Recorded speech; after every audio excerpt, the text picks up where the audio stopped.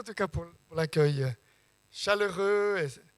Oui, le Seigneur est là et c'est chouette de le sentir, de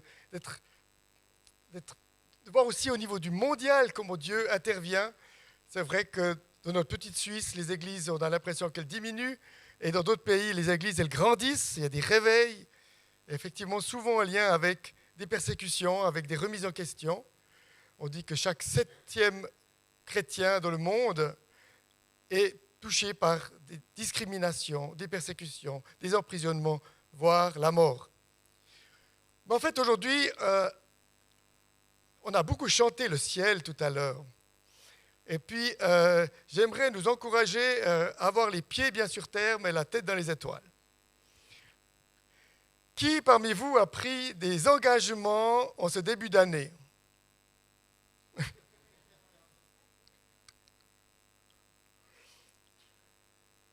Lesquels les ont déjà abandonnés ?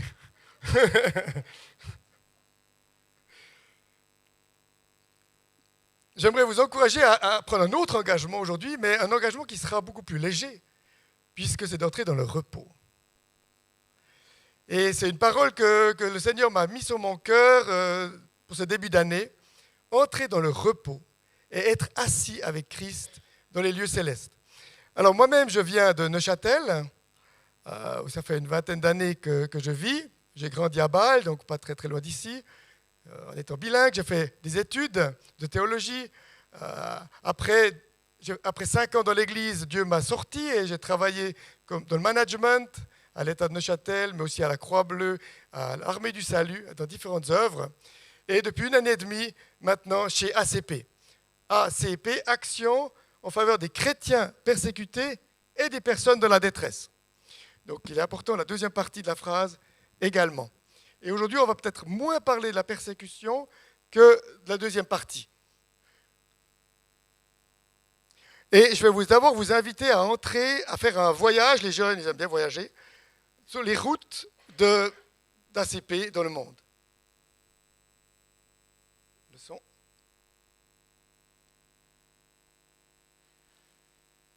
C'est chez moi qu'il manque le son. Christ n'ont jamais eu la chance de prendre la décision de le rencontrer. Nous aimons les gens, c'est pourquoi nous faisons connaître Jésus. C'est pourquoi aucun chemin n'est trop long. C'est pourquoi nous ne laissons pas les restrictions sanitaires, la chaleur torride, le froid glacial ou d'autres difficultés nous arrêter. La bonne nouvelle doit aller là où est sa place, chez les personnes qui ne l'ont jamais entendue auparavant.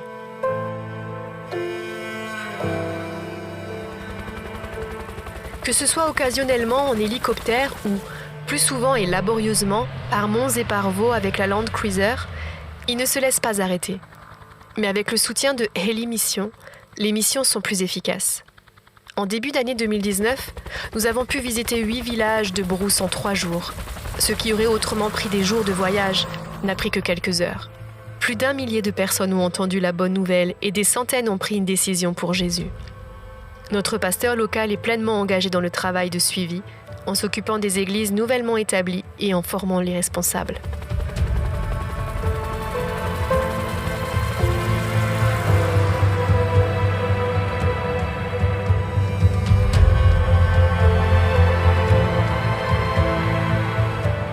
Régulièrement, une équipe part dans l'immensité de la Sibérie.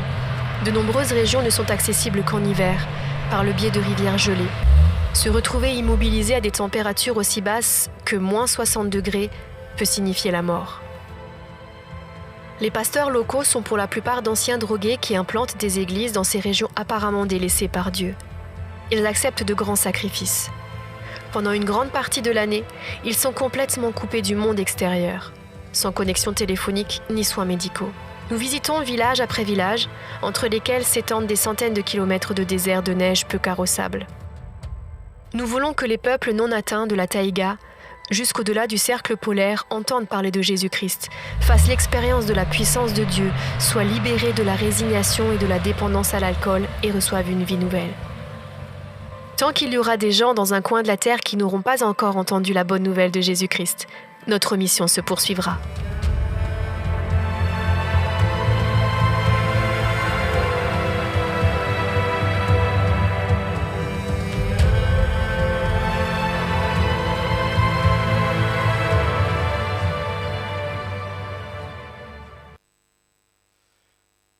Oui, ça peut paraître paradoxal de parler de repos, puis en même temps de dire toute la mission qu'il y a à faire, puisque le Seigneur nous envoie dans le monde entier. Mais en fait, je vais vous inviter à lire dans le texte des Éphésiens, un texte que Paul a écrit quand il était en prison. Un texte qui parle du ciel, un texte qui nous encourage à aller de l'avant et à ne surtout pas perdre espoir. Mais Dieu est riche en compassion à cause de son grand amour dont il nous a aimés. Nous qui étions morts en raison de nos fautes, il nous a rendus à la vie avec Christ. C'est par grâce que vous êtes sauvés. Il nous a ressuscités et fait asseoir avec lui dans les lieux célestes, en Jésus-Christ. En effet, c'est par la grâce que vous êtes sauvés, par le moyen de la foi. Cela ne vient pas de vous, c'est le don de Dieu. Ce n'est pas par vos œuvres, afin que personne ne puisse se vanter. En réalité, c'est lui qui nous a fait. Nous avons été créés en Jésus-Christ pour des œuvres bonnes que Dieu a préparées d'avance afin que nous les pratiquions. Je crois que ça a déjà été dit tout à l'heure. Ces œuvres préparées d'avance. Paul qui est en prison depuis déjà 5 ans. Et donc, quand on connaît son périple et à quel point il était un grand voyageur, on peut imaginer que c'est quand même assez dur de voir que son ministère est limité à 4 murs. Et pourtant, il n'est pas aigri, il n'est pas négatif, au contraire, il va utiliser au mieux la situation qui est la sienne, c'est-à-dire il va écrire des lettres. On n'aurait probablement pas autant d'informations sur sa vie s'il avait été libre. Donc le fait qu'il soit en prison, ça lui donne la possibilité d'écrire. Et il rencontre des gens qui viennent à sa rencontre et il les envoie comme ambassadeurs dans les différentes églises. Le texte aux Éphésiens est particulièrement lourd avec ces mots. Un grand amour, mort, les fautes, sa grâce, sauvé, assis dans les lieux célestes. Vraiment des mots qu'il faudrait quasiment chaque fois une prédication, rien que pour les décrire. La foi est un don et ses œuvres préparées d'avance. La foi est un don. On voit que dans le premier chapitre, il dit que Christ lui-même a été créé, choisi et ensuite placé à la droite de Dieu. Et dans le chapitre 2, il nous dit que nous sommes également associés à cette situation avec Christ. Nous sommes morts avec lui, nous sommes ressuscités avec lui et nous sommes appelés à nous asseoir avec lui dans les lieux célestes. Alors effectivement, on a peut-être plus souvent les pieds sur terre et on est dans notre cambouis, dans nos problèmes, que d'avoir la tête dans les étoiles. Mais Paul nous invite à ne jamais désespérer. Parce que Dieu, il a peut-être une bonne raison de nous mettre là où on est. Si Dieu a mis Paul en prison, c'est peut-être justement parce qu'il avait une mission d'une part d'aller rencontrer l'empereur, ce qu'il a fait, mais peut-être aussi parce qu'il avait besoin de donner la possibilité à d'autres de se lever et de les encourager par ce biais-là. On ne sait pas, il y a plein de choses qui peuvent se passer. Dieu connaît. C'est vrai que dans le monde, il y a beaucoup de gens qui souffrent à cause de la foi, certains qui sont emprisonnés des années durant, dont on n'entend jamais parler, injustement. Mais Dieu est là, avec eux. Et peut-être que dans la prière, peut-être que simplement dans leur relation avec Dieu, il se passe quelque chose de fort. Je vois 3 aspects en particulier dans ce texte. Tout d'abord, on voit que la foi, c'est un don. Alors il y a des gens comme Paul qui ne peuvent pas ne pas croire, puisqu'il est saisi par l'esprit, il tombe de son cheval. Voilà, il a rencontré Jésus, donc il ne peut pas ne pas le suivre, quelque part. Et il y a d'autres autour de nous qui n'entendent jamais de Jésus et qui n'entrent pas dans la foi. C'est un mystère. On n'arrive pas à comprendre vraiment pourquoi l'un est appelé et l'autre pas. Nous sommes appelés, nous sommes là, et nous voulons être encouragés par cela, mais il s'agit aussi de penser et de prier pour les autres. Et nous avons une responsabilité à leur égard. Mais la foi est un don. On n'y est pour rien. Première chose. Et donc on ne peut pas se vanter. Si on a été libéré de nos péchés, si on a découvert la joie en Christ, évidemment, ce sera plus difficile de vouloir l'abandonner. Et dans beaucoup de pays, les chrétiens ou qui viennent d'arrière-plan non chrétiens quand ils se convertissent, ça coûte quelque chose. Et le fait qu'ils prennent cet engagement, même avec la violence, même la prison et même la mort, ils ne renoncent pas. Alors là, il y a toujours quelques-uns qui retombent, mais il y a toujours ceux qui tiennent bon. Et c'est des témoignages, des encouragements pour nous, de savoir que, oui, quelque chose va changer dans nos cœurs, dans nos vies, grâce à l'intervention de l'Esprit. Et c'est quelque part d'être cette tête dans les étoiles, d'être comme l'apôtre Jean, de voir ce qui se passe dans le ciel. Parce que quand on est au niveau des pâquerettes, effectivement, on voit que les ennuis, on voit que ce qui ne va pas, et ce n'est pas très encourageant. Parce que quand on prend un peu de hauteur, quand on prend l'avion par exemple, tous ces problèmes là en bas, c'est vraiment petit, c'est minime. Et quand on voit dans l'Apocalypse, tout se passe, tout commence dans le ciel. Et après, ça continue sur terre. Donc on est appelé à anticiper et à juger avec Christ, à gouverner le monde. Le royaume, il n'est peut-être pas encore pleinement là, mais il est déjà présent parce qu'il y a des signes, des témoignages, des miracles, des interventions, déjà aujourd'hui. Et c'est des signes de ce royaume. Et pourtant, c'est que des indices, que des signes de ce qui viendra plus tard. Donc, oui, il s'agit de s'ouvrir.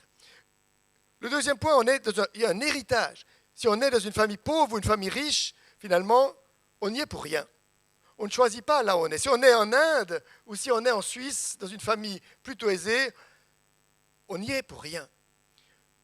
L'héritage, c'est ce qu'il y a de plus subjectif, le moins lié à nous. Et donc, quand on reçoit quelque chose en héritage, on peut vraiment être reconnaissant à ceux qui nous ont précédés. Et le Christ nous dit qu'en devenant membre de la famille de Dieu, on devient membre de la famille du Seigneur, la famille divine, la famille des rois. Et donc, il y a quelque chose qui change. C'est comme le sang royal qui est dans nos veines. Et donc, c'est quelque chose qui transforme notre regard, notre être, qui peut nous toucher dans notre corps, mais qui aussi va nous encourager à aller de l'avant. Et nous sommes créés, nous a-t-il dit, il nous connaît avant la fondation du monde, mais nous sommes également morts et ressuscités avec lui. Et être assis, quand on est assis, c'est qu'on est confortable, c'est qu'on est tranquille, c'est qu'on est en paix. Et qu'on ne doit pas courir à gauche et à droite. C'est vrai que dans notre monde, on court tout le temps. Et de fait, d'entrer dans cette famille de Dieu, c'est entrer dans la paix qu'il veut nous donner. Et d'être assis avec lui, de gouverner avec lui, c'est finalement de s'ouvrir l'esprit sur ces dimensions célestes. Et le troisième, un projet céleste. C'est vrai que nous voyons qu'il nous a créés en vue d'œuvre qu'il a préparé d'avance. Je vous en dirai un petit peu plus tout à l'heure en lien avec mon témoignage en Égypte. Alors c'est vrai que autour de nous, moins on travaille, plus on est stressé. On est à 35 heures en France, 42 chez nous, mais avant on travaillait jour et nuit. Maintenant, on travaille moins d'heures et pourtant on est plus stressé, on a plus de distractions et on est moins bien en point souvent. Les employeurs, et j'ai travaillé que dans le management, ont une responsabilité dans la santé de leurs collaborateurs, mais plus on en parle, on a l'impression moins on y arrive. Parce qu'il y a tellement de demandes, de sollicitations, de pressions qui font qu'on n'arrive pas à répondre à toutes les attentes. Et ça crée des burn-out, ça crée des tensions. Et ce stress, nous le reportons même sur la création. Puisque nous, entre guillemets, mangeons plus que ce que la terre ne peut produire en termes de ressources. Toutes ces problématiques, plus vous êtes pauvre en fait, souvent moins vous êtes stressé par des déprimes, des problèmes d'addiction, vous êtes tout simplement en train de chercher à manger. Nous, on a le temps de réfléchir, on est bien, et pourtant, on est toujours insatisfait de notre situation. Alors, est-ce que Jésus lui-même était stressé ? Ça, c'est un Jésus de chez nous, mais ce n'est pas le Jésus de la Bible. Parce que Jésus, on voit, il était harcelé par des milliers de personnes qui venaient l'entourer, qui le sollicitait, lui demandait des guérisons, lui demandait des encouragements, demandait des paroles. Et pourtant, il n'était pas stressé. En 3 ans, il a révolutionné le monde. Nous, il faut des années et des années et des années, puis on arrive finalement à avoir très peu de résultats. Lui, en 3 ans, il a révolutionné le monde. Pourquoi? Comment est-ce qu'il a fait? Vraiment, une des clés, c'est qu'il sait être dans le repos.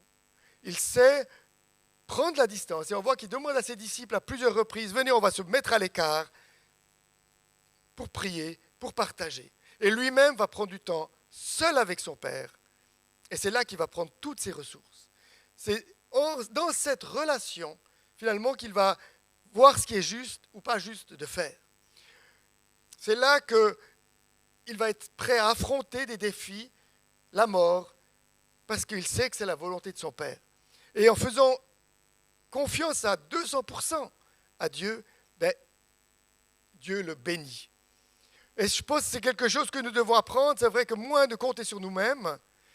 Mais moi, j'aimais bien aussi contrôler ma vie quand j'étais plus jeune.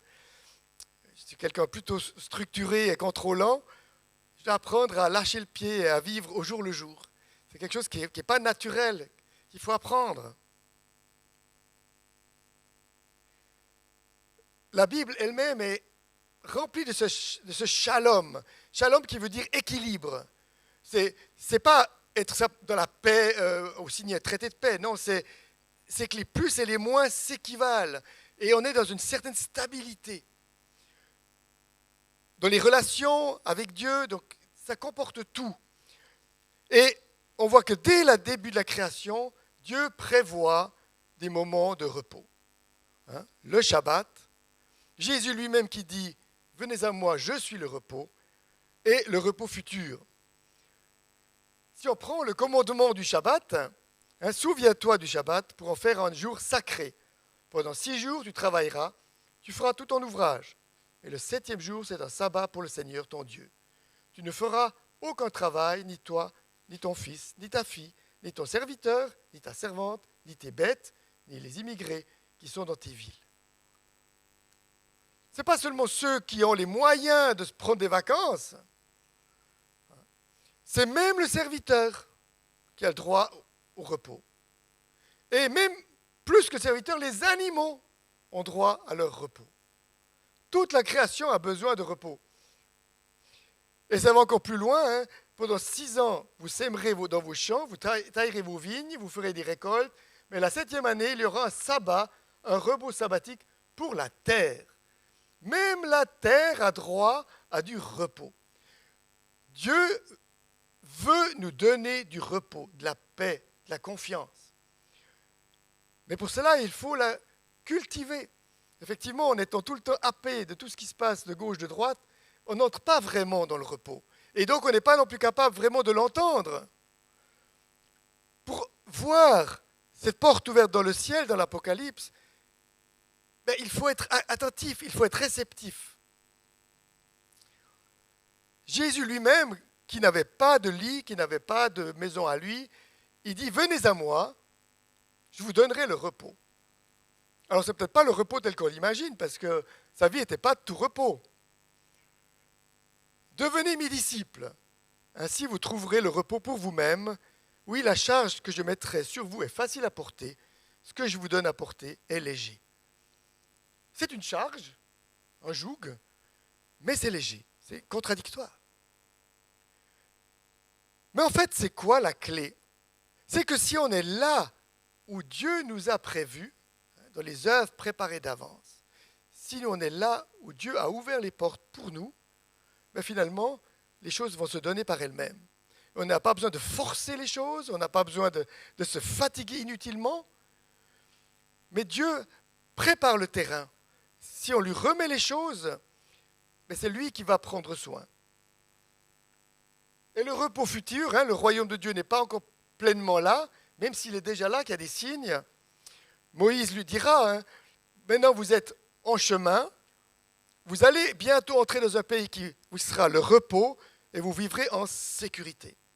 Et pourtant, ils ont dû se battre pour obtenir ce pays.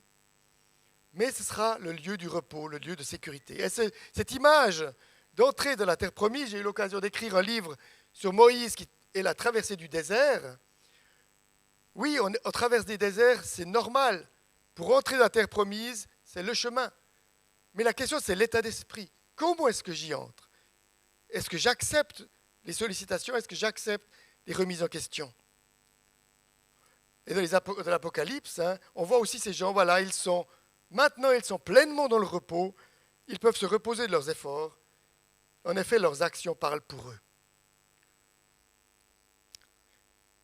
L'épître qui parle le plus du repos, c'est l'épître aux Hébreux, notamment les chapitres 4. Dieu l'a promis, nous entrerons dans son repos, et cette promesse est toujours valable. Nous avons cru, nous pouvons donc entrer dans le repos de Dieu. Ceux qui ont reçu la bonne nouvelle, les premiers, n'ont pas obéi. Alors ils ne sont pas entrés dans le repos. D'autres personnes peuvent encore y entrer. En effet, celui qui entre dans le repos se repose. Lui aussi de son travail, comme Dieu s'est reposé du sien. C'est pourquoi cherchons de tout cœur à entrer dans le repos. C'est vrai qu'autour de nous, les gens courent à gauche, à droite, cherchent à accomplir toutes sortes de choses. Mais est-ce qu'ils font ce que Dieu veut? Est-ce que, plutôt que de vouloir courir 4 lièvres à la fois, en choisir un qui est le bon?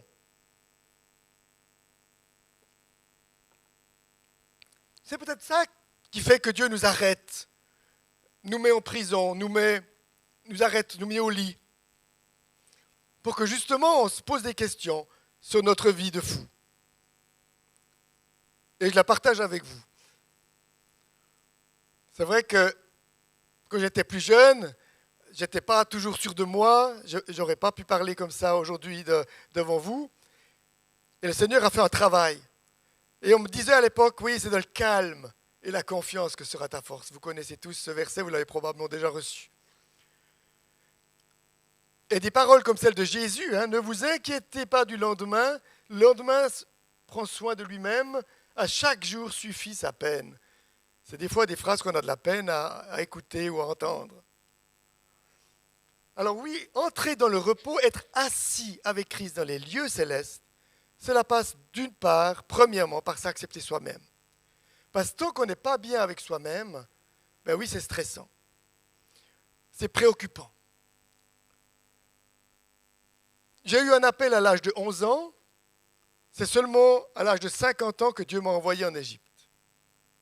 Alors, 40 ans d'attente pour un ministère plus particulier. Probablement que j'étais une personne très dure à transformer. J'ai eu besoin de beaucoup de temps. J'aimais bien me comparer aux autres aussi. Ils ont un ministère et tout là, puis moi, voilà, qu'est-ce que je fais là? Mais quand on regarde en arrière, tout le parcours, et notamment toutes les formations que j'ai pu faire et qui m'ont vraiment fait grandir, que j'aurais jamais eu l'occasion de faire si j'étais resté dans un ministère pastoral au départ. Mais voilà, c'était ça la voie de Dieu. Savoir apprendre à lâcher prise pour le laisser agir.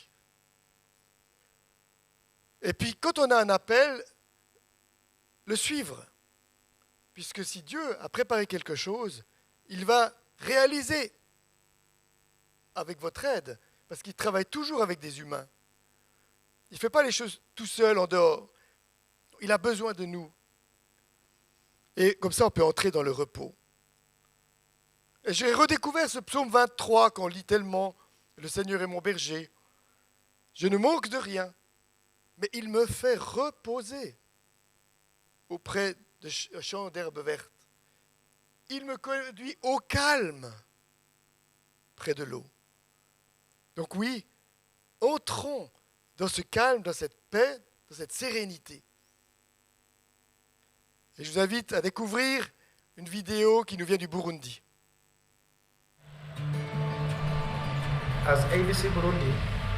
Notre vision pour le Burundi est un renouveau intégral. Nous obtenons plus de résultats en travaillant bien ensemble que seuls.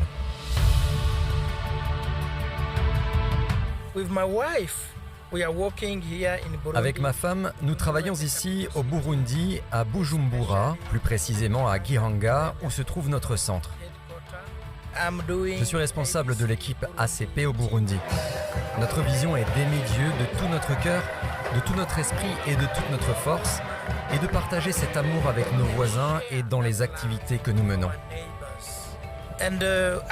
Nos activités sont les suivantes: mobiliser les églises, surtout en cas de persécution.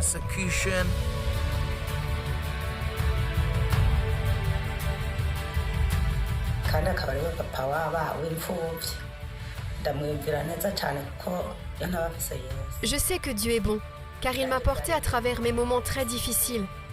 Il m'a rappelé l'histoire de Job.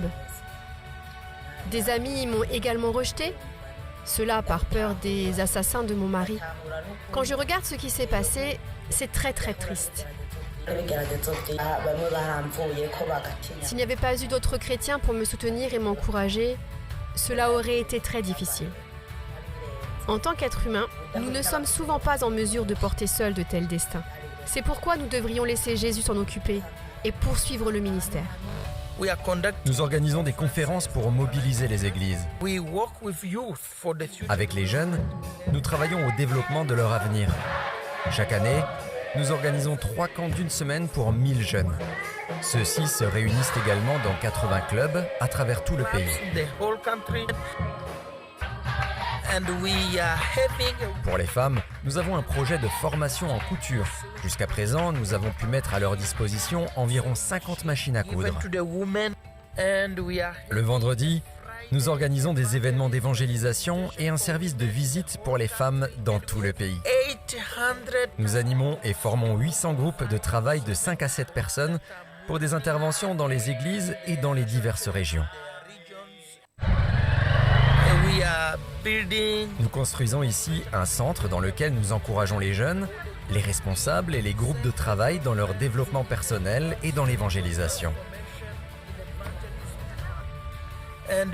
Cela comprend également des formations à l'élevage de lapins, de poules, de chèvres et de vaches, ainsi qu'à l'agriculture. Dans 5 autres localités, nous enseignons aux personnes qui ont accepté Jésus-Christ comme Seigneur et Sauveur comment ils peuvent subvenir à leurs propres besoins dans notre pays pauvre. C'est un défi pour les gens d'obtenir de la nourriture et de l'eau, et nous prions pour que nous puissions les aider avec ce centre de formation. Chez ACP, nous voyons de bonnes possibilités de lutter contre la pauvreté au Burundi. Merci pour votre soutien financier, votre aide spirituelle et vos prières.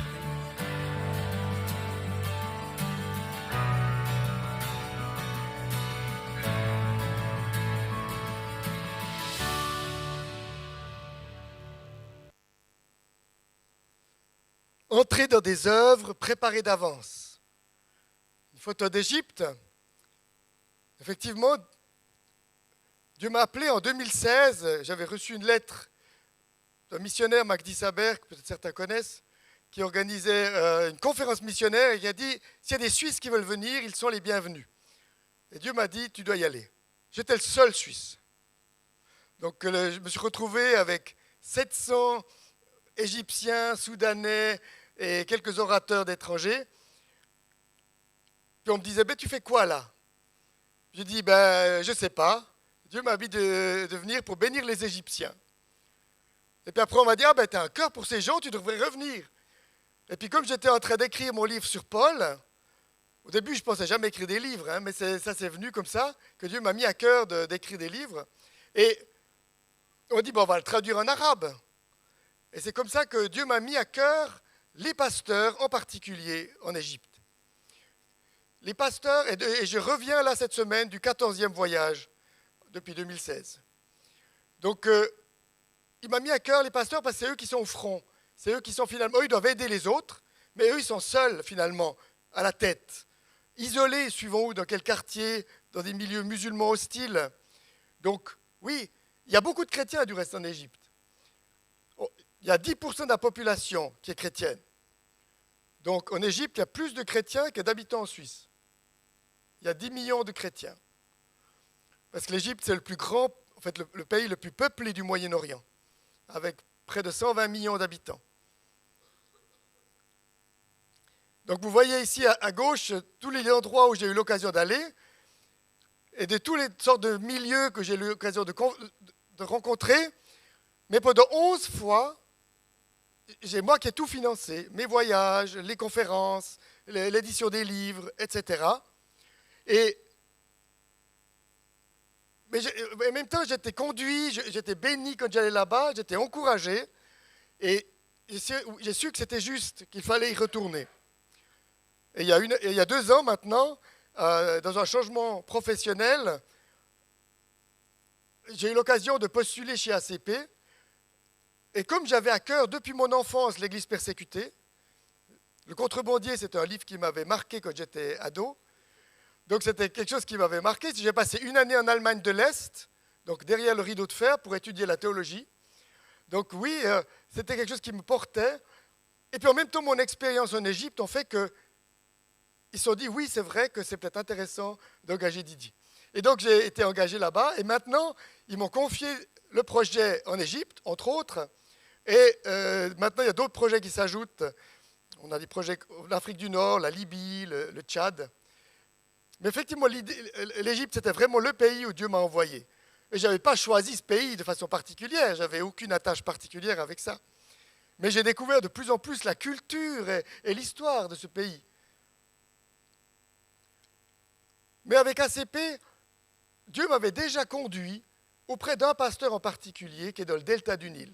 Et le delta du Nil, il n'y a que 3 à 4% de chrétiens. Donc la population est nettement moindre et les églises sont plus petites, c'est plus difficile et il y a peu d'œuvres chrétiennes. Et Dieu m'a vraiment mis à cœur cette région particulière où vivent 1/3 de la population d'Égypte. Et ce qui m'a interpellé aussi, c'est que les pasteurs là-bas avaient un cœur pour l'évangélisation et pour le travail social qui dépassait les églises et les chrétiens. Et ici à droite, vous voyez en bas le monsieur à la gel là-bas, c'est un simple paysan qui est venu demander la prière après le culte. Parce que souvent, après le culte, c'est là que ça commence sérieusement, avec les demandes de délivrance, de prière de guérison, et Dieu intervient. Effectivement, après un mauvais quart d'heure, entre guillemets, vous le voyez tout rayonnant. Alors voilà, c'est difficile, on n'a pas le droit officiellement d'évangéliser les musulmans, mais il se passe des choses et Dieu envoie les gens. Je vous invite à voir la vidéo qui présente le projet en Égypte.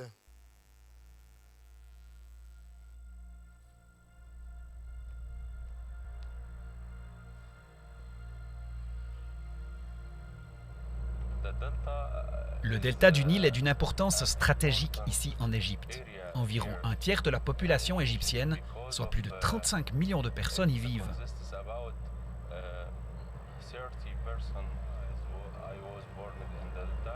Je m'appelle Youssef, je suis né et j'ai grandi dans la ville de Mahala, dans le delta du Nil. Dieu m'a appelé à devenir pasteur, alors j'ai décidé de démarrer et construire une église dans cette ville. J'ai commencé à y célébrer des cultes et à prendre soin des gens. Entre les dénominations d'église, nous avons du mal à nous faire confiance. Chacun essaye de servir Jésus à sa manière. Chacun essaye d'atteindre sa propre petite vision. Nous travaillons tous de manière isolée.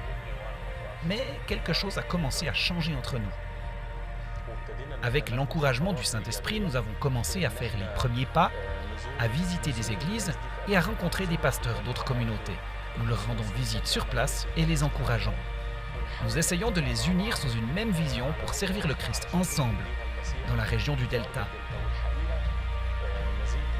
Ce n'est qu'ensemble que nous pourrons faire des pas décisifs et servir le Seigneur dans notre pays, afin d'y proclamer le message de l'Évangile à tous les défavorisés du Delta du Nil.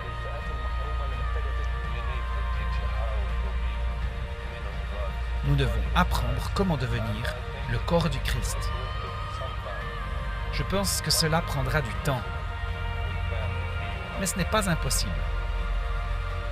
Nous pouvons être unis.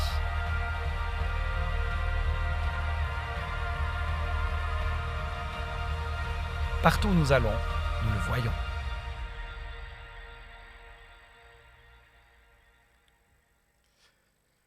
C'est vrai, quand on est seul, on est vite isolé, on se déprime plus facilement, mais quand on travaille ensemble avec d'autres communautés, même si elles sont de dénominations différentes, ben on est la même famille et on peut travailler ensemble, s'encourager.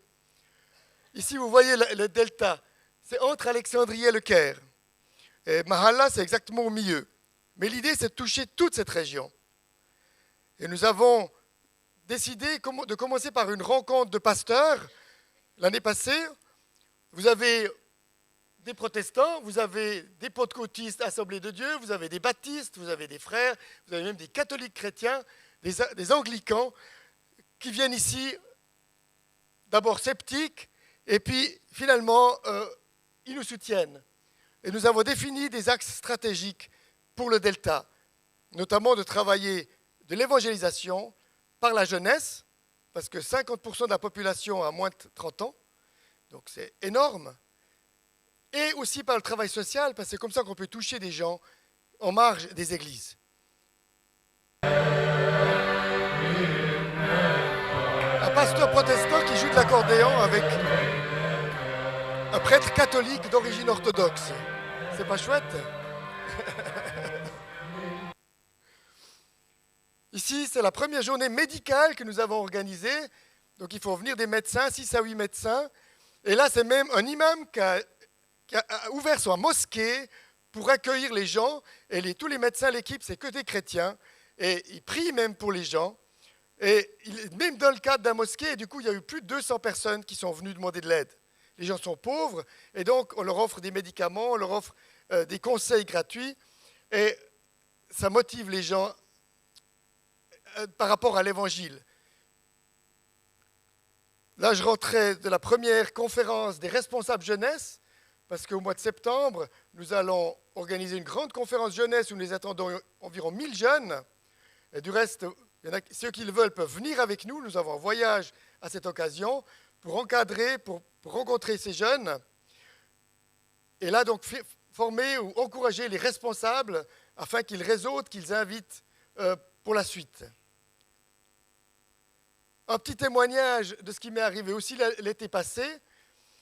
Vous voyez la dame en chaise roulante. C'est la parabole, en fait, non pas une parabole, c'est le récit quasiment de l'évangile. Quand des gens, des amis ont amené une femme ou une personne paralysée sur un brancard. Et Jésus, à cause de leur foi, a guéri la personne. Effectivement, nous avons prié, et pas seulement pour des esprits, mais aussi pour sa personne. Et voici ce qui s'est passé. Si vous regardez son visage.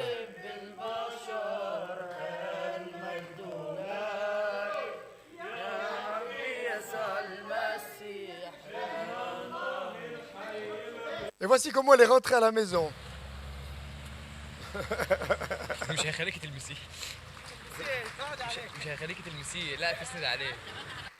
Alors effectivement, ce n'est pas tous les jours qu'on vit ça. Et c'est des fois, voilà, c'est un cadeau, tout à coup ça se produit. Puis en plus, c'était documenté parce qu'il y avait notre caméraman qui était là ce jour-là. Donc on a pu l'intégrer aussi dans des vidéos. Voilà, ACP, c'est un projet, c'est une œuvre d'entraide qui travaille dans près de 70 pays. 44 depuis la Suisse et les autres depuis l'Allemagne, l'Autriche. Nous sommes là où les chrétiens sont persécutés, mais pas seulement. Nous sommes aussi là pour soutenir les besoins spirituels et matériels, mais toujours au travers des églises locales. Nous n'envoyons pas de missionnaires, mais nous soutenons des personnes qui connaissent la langue, qui connaissent le réseau et qui s'investissent. Donc, c'est des partenaires locaux et ça nous permet aussi de travailler dans la durée, pas juste de venir et de repartir. Donc, vraiment, le but, c'est de construire le royaume de Dieu et de faire découvrir l'Évangile au travers de l'amour du prochain. Et vous voyez tous les pays dans lesquels on est. Le sombre, c'est depuis la Suisse. Un peu plus clair, c'est depuis les autres pays d'ACP. Et on va aussi construire, je suis sur le point de démarrer ACP France. Donc cette année, ça devrait démarrer. 3 piliers, l'Église persécutée, c'est notre ADN, c'est notre origine, mais il y a 7 organisations en Suisse qui travaillent dans l'Église persécutée, donc il n'y en a pas qu'une. Par contre, ce qui fait notre différence, c'est que nous, on veut aussi faire connaître Jésus-Christ, et tout ce qui est le travail social d'aide à la personne. On est en Corée du Nord, où on produit du lait de soja, du pain et des engrais. On est en Syrie, où on produit une boulangerie, on donne à manger à des réfugiés. On est près de la Somalie, dans des camps de réfugiés. Autant qu'on a des écoles ou qu'on est en Égypte en train d'évangéliser au travers des églises. Donc c'est assez varié en fonction de là où comment Dieu nous conduit. Donc on est membre des différentes œuvres. Vous connaissez peut-être aussi les actions paquets de Noël. ACP est une des 4 organisations qui fait les paquets de Noël. ACP, j'aime bien se dire, c'est du lourd. Vous voyez, on a un gros camion aussi. On a un hangar, donc on récolte des habits, si jamais aussi. Mais on reçoit également des tonnes de marchandises, d'invendus, du chocolat de Lindt, des jeux Playmobil ou des pyjamas qui viennent de la Migros, toutes sortes de choses qui ensuite vont partir dans les pays de l'Est. Aujourd'hui, nous sommes 27 personnes qui travaillent chez ACP, pas tous à plein temps, mais ça fait quand même une sacrée équipe, dont seulement 3 romans. Donc voilà, l'histoire est fait que ça a grandi depuis la Suisse allemande et l'Allemagne, et donc ça se répand gentiment dans les pays francophones. Et je vous invite à aller jeter un coup d'œil sur notre podcast YouTube, puisque nous avons justement des petites vidéos, 9 vidéos qui sortent chaque semaine, le mardi. Allez les voir, et vous pouvez les diffuser, les distribuer autour de vous pour faire connaître ce que Dieu fait au Moyen-Orient en particulier. Je peux vous en faire partager une, comme ça vous verrez, celle-ci n'est pas encore sortie.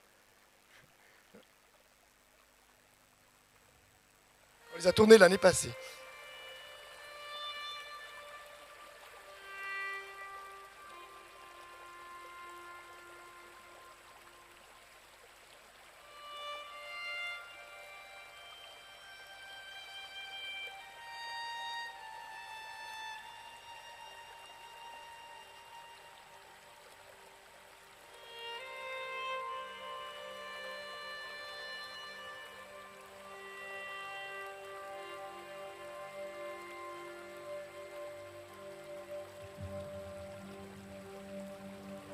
Jésus a dit, « Celui qui croit, des fleuves d'eau vive couleront de son sein. »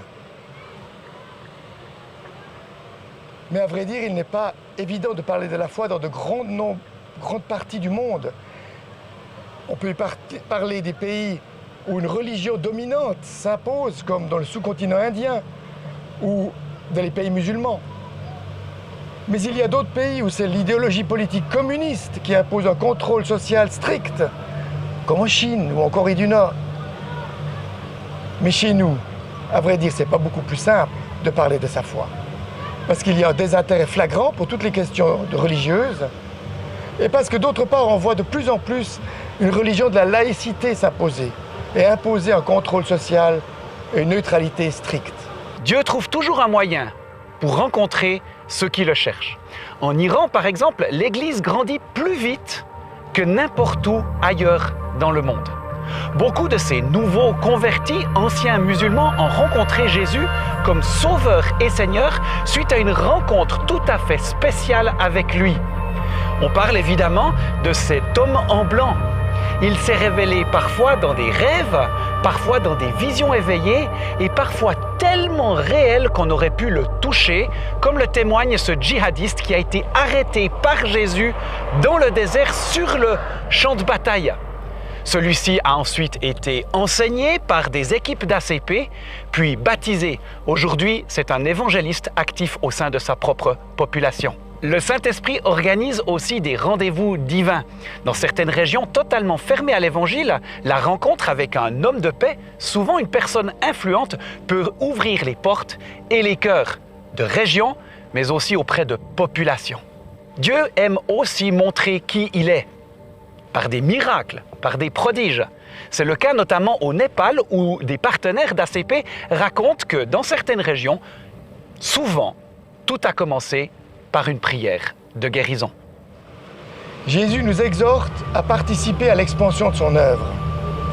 Témoigner, baptiser, encourager, former, envoyer des disciples, cela fait partie des tâches qui nous incombent. ACP y contribue à sa manière, notamment en organisant des formations. On peut imaginer Harvest Center en Asie du Sud-Est, qui sont de la formation agricole, mais aussi de la formation biblique. Il y a les cours de disciples, les formations de leaders, ainsi que les rencontres de responsables locaux qui sont essentielles parce que ce sont des personnes qui travaillent dans des régions isolées. On peut citer la Sibérie, le Soudan, l'Indonésie ou encore bien d'autres pays.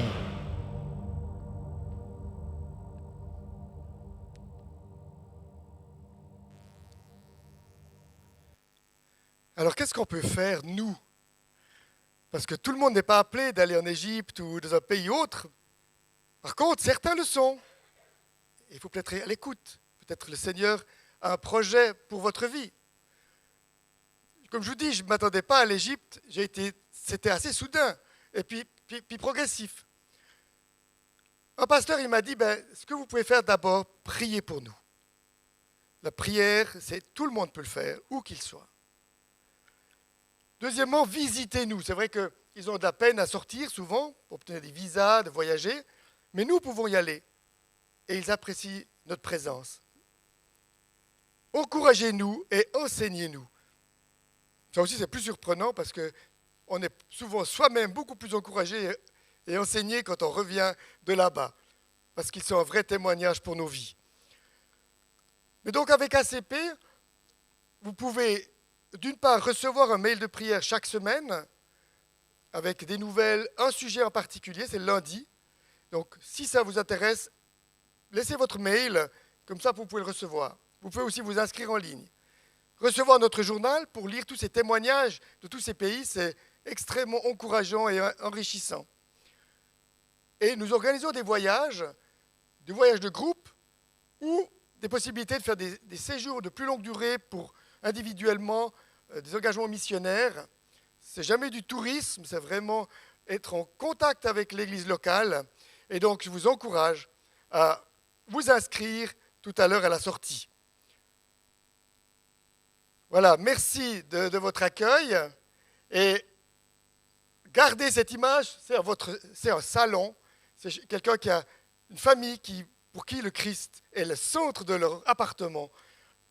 Et j'aime bien dire aussi que Youssef, qu'on a vu tout à l'heure, il a vendu son appartement pour construire l'église.